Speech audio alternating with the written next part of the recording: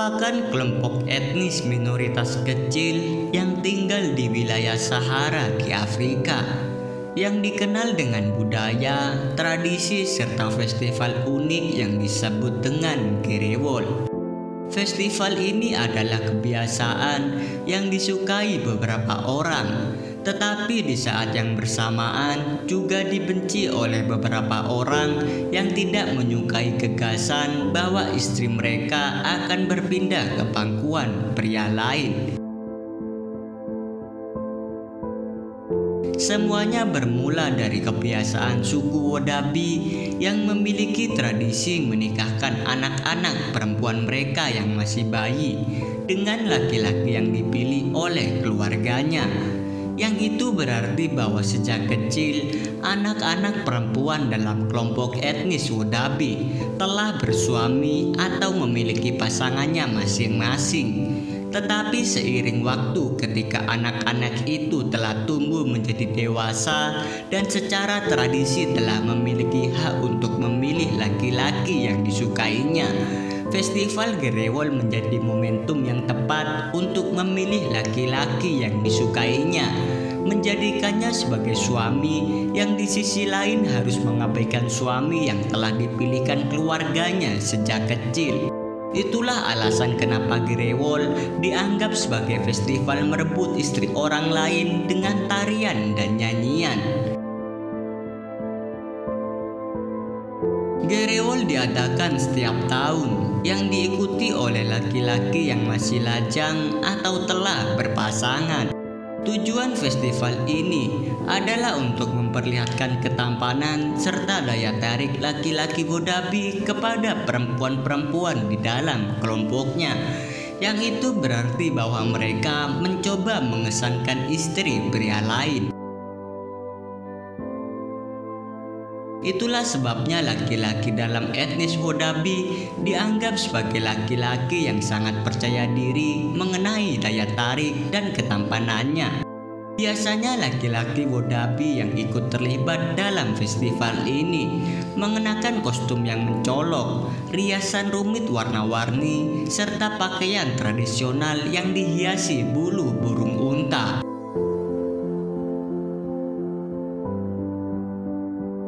Untuk mendapatkan penampilan yang mengesankan, mereka membutuhkan waktu hingga 6 jam untuk merias diri.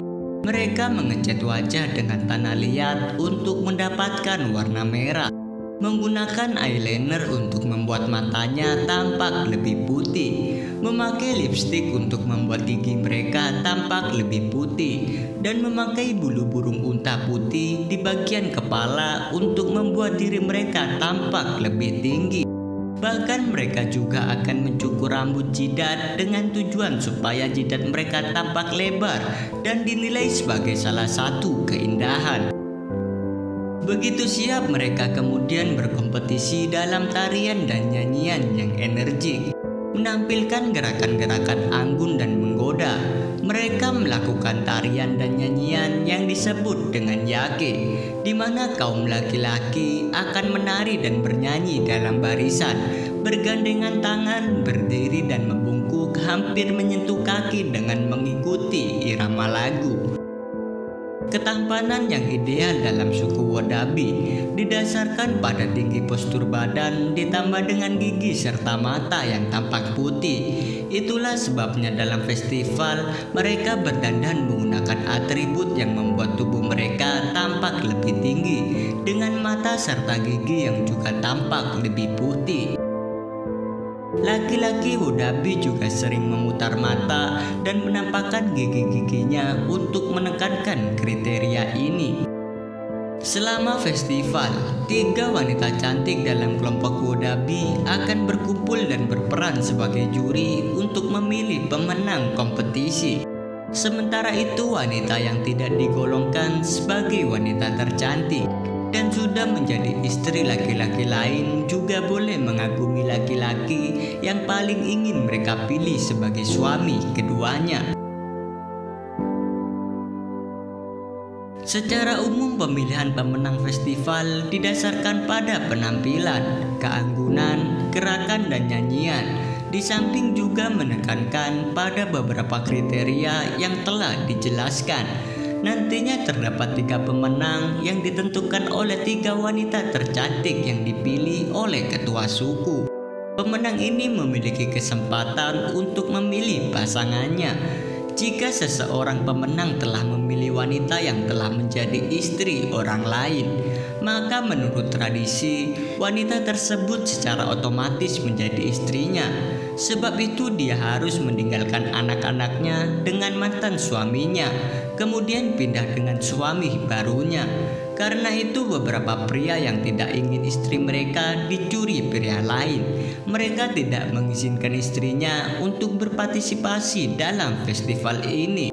Di samping berhak memilih pasangan yang disukai, pria yang memenangkan kompetisi akan mendapatkan pengakuan dan kedudukan sosial yang tinggi di dalam masyarakat Abu Dhabi.